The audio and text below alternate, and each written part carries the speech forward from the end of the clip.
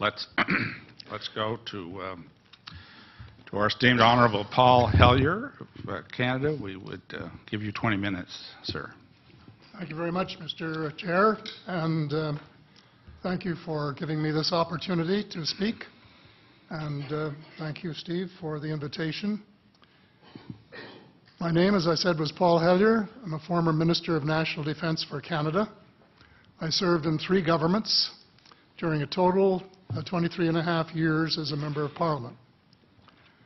Although as Minister of National Defence, I had sighting reports of UFOs. I was too busy to be concerned about them at the time because I was trying to unify the Army, Navy and Air Force into a single Canadian Defence Force. And that itself was a kind of battle to the finish. So this was not high on my agenda. But about 10 years ago, I started getting interested due to a young man from Ottawa sending me material on the subject. I told him I was too busy to read it, but he had confidence that someday I would. He sent me a copy of Colonel Corso's book, The Day After Roswell. It took me a while to get around to reading it, but I took it for my summer reading in 2005 and was really impressed with what was contained in it. And what I thought to myself is there are huge issues here, huge issues. And the American people and the people of the world have a right to know what's going on because they're part of it. It's not just an isolated thing. And so after confirming the contents of the book with a retired United States Air Force general, I accepted the invitation of Victor Vigiani, who's over here somewhere, and his cohort Mike Bird to speak to a symposium at the University of Toronto. And I said, UFOs are as real as the airplanes flying overhead. That gave me the dubious distinction of being the first person of cabinet rank in the G8 group of countries to say so unequivocally.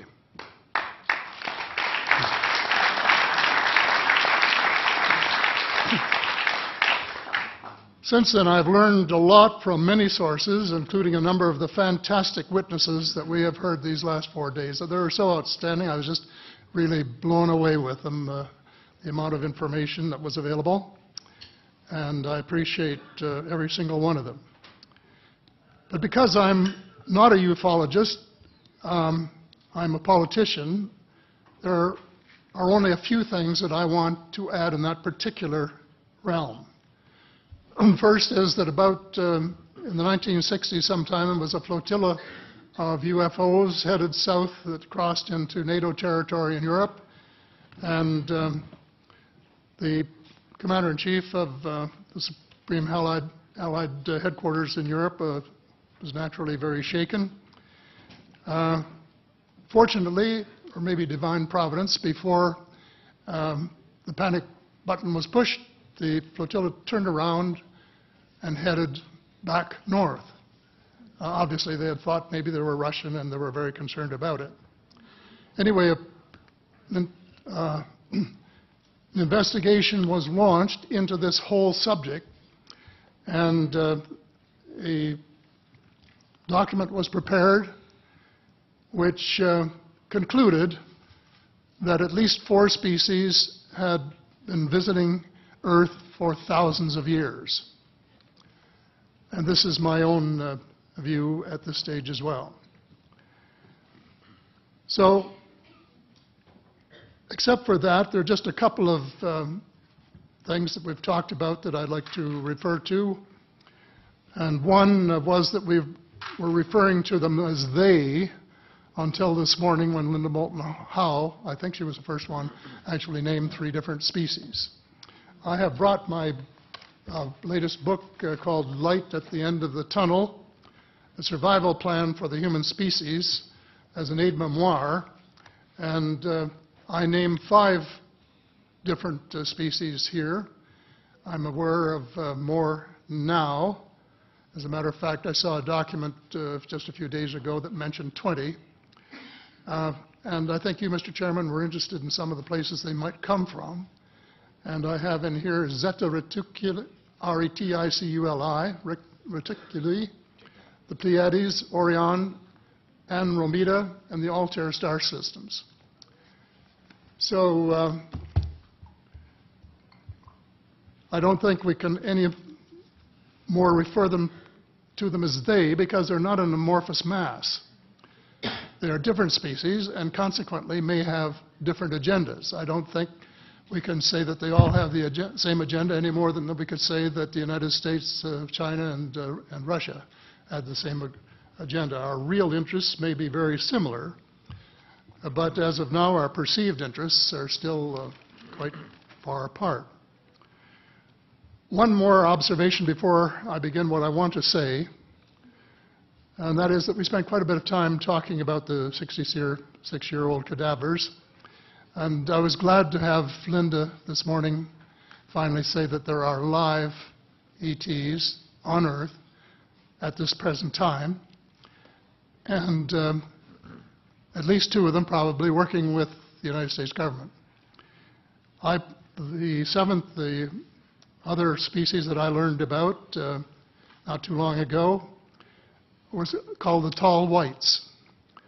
And this is when Paula Harris broke the story just a few years ago. And through her good offices, I had the chance to talk for about 3 hours with former Airman Charles Hall and listen to this absolutely fascinating story of how he was working with, first of all, he was scared out of his skin, but after that, when he got to know them, how he was working with, and finally they became to trust each other and have a good working relationship with the tall whites at the gunnery range at Indian Springs in Nevada. And these tall whites were living on United States Air Force property and working in cooperation with the United States Air Force and sharing technology with them. He wrote a book, incidentally, called Millennial Hospitality. There are 4 different versions, but Paula says that Millennial Hospitality number 2 is the best. I think that's the one I read, and it's a very interesting read if you want to sort of get inside the problem of what it's like to bump into these people floating across the terrain in the desert. Well, enough on that for now. My interest is in full disclosure. And my only caveat is I think probably I would say 95 to 98% full disclosure. I know of 1 or 2 things that I'm not sure should be in the public domain, at least yet. They will be someday, I'm sure, but not maybe immediately.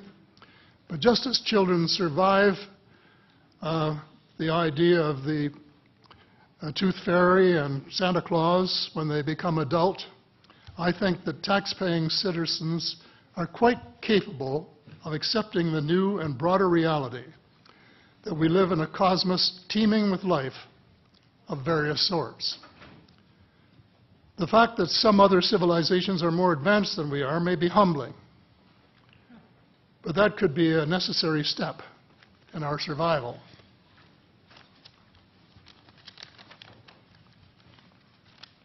The world is an unholy mess.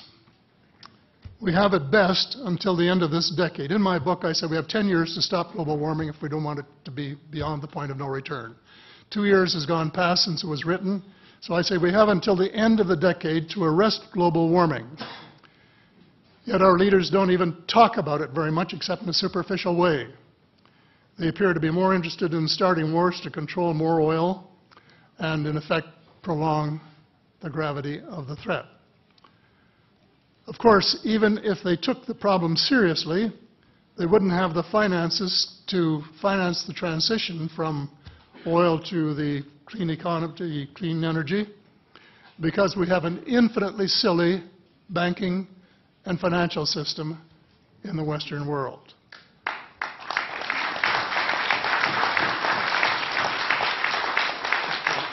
And the United States Congress, I regret to say, is partly responsible, and I'd be glad to elaborate on that later if you're interested.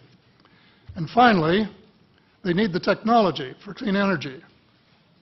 And it exists, and it's being kept secret by the same vested interests who control our destiny.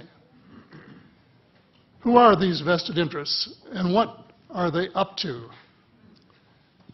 Well, Senator, you were talking about a military junta.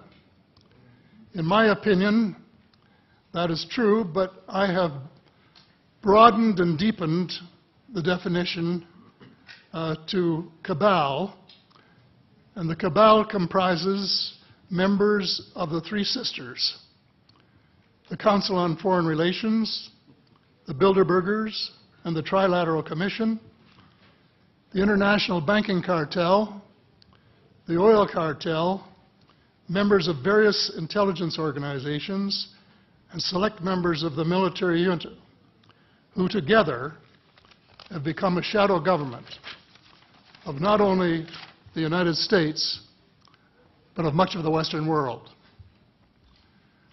The Council on Foreign Relations is the oldest of the Three Sisters, and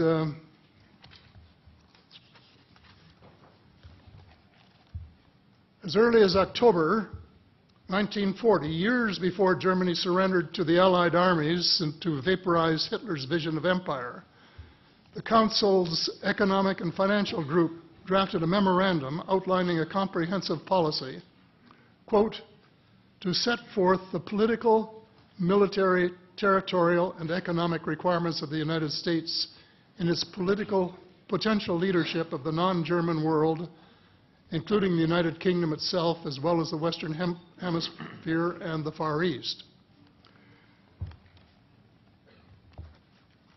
The Council made absolutely no effort to disguise, where's that? Right next page, yeah. The Council made no effort to disguise the fact that the purpose of the Grand Area and later world hegemony was to support an expanding U.S. economy, to provide it with raw materials and markets for its products. This was labeled the national interest, quote unquote. It was equally clear that the national interest was the interest of the ruling elite, whose members comprised the Council. The real interests of the majority of rank-and-file Americans was never a factor in the equation. So,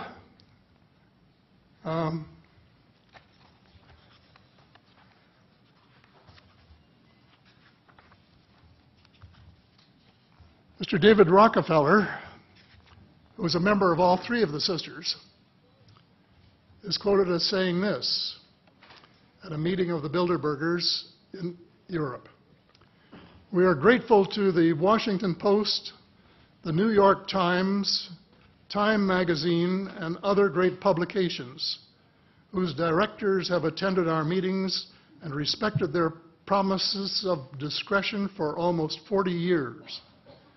It would have been impossible for us to develop our plan for the world if we had been subjected to the lights of publicity during those years. But the world is more sophisticated and prepared to march toward a world government. The supranational sovereignty of an intellectual elite and world bankers is surely preferable to the national autodetermination practiced in past centuries.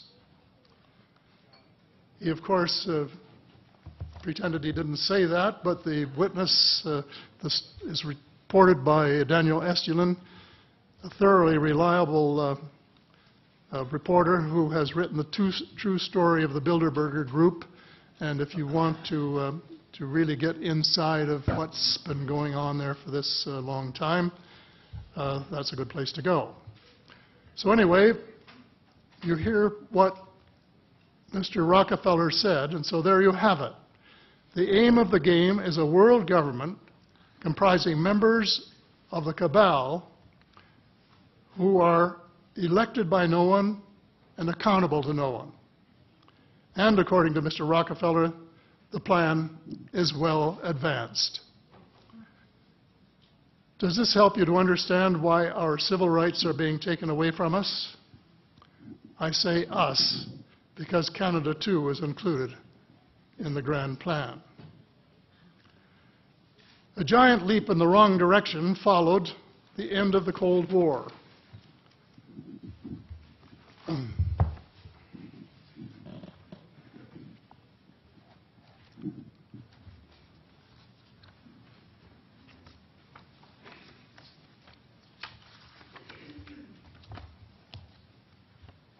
No one could have been happier than I was when the Berlin Wall came down on November the 9th, 1989.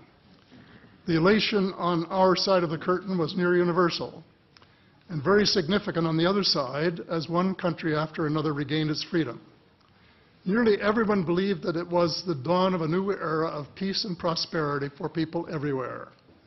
There was much talk of a peace dividend. The prospects were dazzling in their scope and diversity. It was a unique and God-given opportunity for a new, braver, and fairer world. We blew it. We blew the chance of a lifetime to do good things. A small group of zealots undermined our golden opportunity to pursue peace, not war, and little did we dream that they had a vastly different vision of the new world order.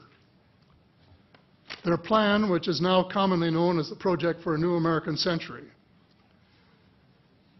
included preventive wars in clear violation of international law, regime change wherever and whenever the U.S. desires, and if they can get away with it without excessive casualties, and the establishment of a kind of economic and cultural hegemony with America acting as constabulary, quote unquote. That was their word, globally. This was to be accomplished without authority of the United Nations and without the restraint of existing international treaties. It would involve a military buildup unprecedented in peacetime history and could trigger an arms race, which is precisely the opposite of the peace dividend that the world had rightly looked forward to. The Machiavellian scheme involved secret police, the curtailment of civil liberties in defiance of the U.S. Constitution, and a moribund economy operating way below its potential. Exactly those features for which the Soviet Union was held in contempt. The initial draft of the document was so controversial when it was leaked to the New York Times that it had to be rewritten, but it was not changed very much, just the cosmetics, enough to make it politically acceptable. So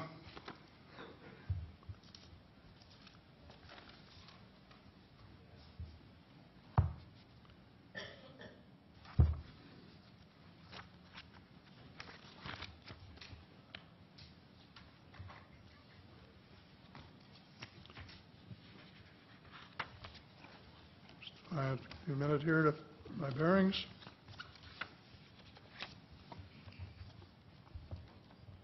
The document said this: well, it may have been easy to persuade President Bush to abandon his stated policy of not getting America more deeply involved in international affairs, but persuading the American people would be more difficult. Sophisticated Americans would question such a giant sea change in policy. The authors of Rebuilding America's Defenses, Strategy, Forces, and Resources for a New Century recognized this difficulty from the outset because their document contained the following sentence: further, I'm quoting, further, the process of transformation, even if it brings revolutionary changes, is likely to be a long one, absent some catastrophic and catalyzing event, like a new Pearl Harbor. Well, it wasn't too long before they got their catastrophic and catalyzing event. Terrorists struck the World Trade Center in New York and the Pentagon in Washington on September the 11th, 2011. And incidentally, they have removed the sentence about Pearl Harbor in the document that you could now get if you went to the internet to find it. Almost the whole world mourned. Canada mourned. The overwhelming majority of Muslims condemned the treacherous attacks. My sympathy for the friends and families of the injured and dead was genuine and unwavering to this day. My sympathy for the U.S. government began to grow a bit thin, however, when I heard President Bush cite the reasons for the attack. And I quote, "Why do they hate us?" he asked rhetorically in an address to the Congress. "They hate what they see right here in this chamber, democratically elected government. Their leaders are self-appointed. They hate our freedoms, our freedom of religion, our freedom of speech, our freedom to vote and assemble and disagree with each other." I felt sad when I heard the President's word. I assumed that he believed what he was saying. But if that were true, he was profoundly ignorant of the real thoughts and feelings of people in other parts of the world. If he wanted to hear the truth, he should have listened to Osama bin Laden, who was well informed concerning the origins of the kind of fanatical hatred of the United States which has led to such treachery. This is his version of events. Every Muslim must rise to defend his religion. The wind of faith is blowing, and the wind of change is blowing to remove evil from the peninsula of Muhammad.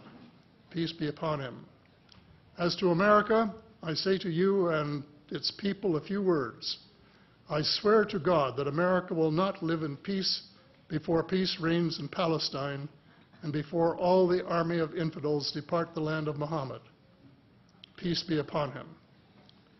That is clear enough. The dislike of America has nothing to do with democracy versus dictatorship, or wealth, or freedom of religion, or freedom of assembly. It is directly related to American foot-dragging and stick-handling a just settlement of the Palestinian question. Mr. Hellyer, I'd hate to interrupt. Time has expired, but I'm very happy if the panel has no objection to allow another minute or two to finish your statement. How much time do you think you need to finish it? I think probably somewhere between 1 and 5 minutes, most. I think we'll give you 2 minutes to finish your statement, as much as I'd like to grant more. Thank you. Okay. In short, American foreign policy was the root of the conflict. So here we are more than a decade later fighting another war that can't be won. There is no country on earth powerful enough to protect its citizens against fanatical hate, as we learned from the Boston Marathon. And the mere attempt to pursue the impossible pits neighbor against neighbor and the state power structure against everyone. All of the freedoms won by the millions of men and women who fought and died in World War II are being flushed unceremoniously down the drain. The only hope of peace is a negotiated settlement. This will require a paradigm shift in American attitudes.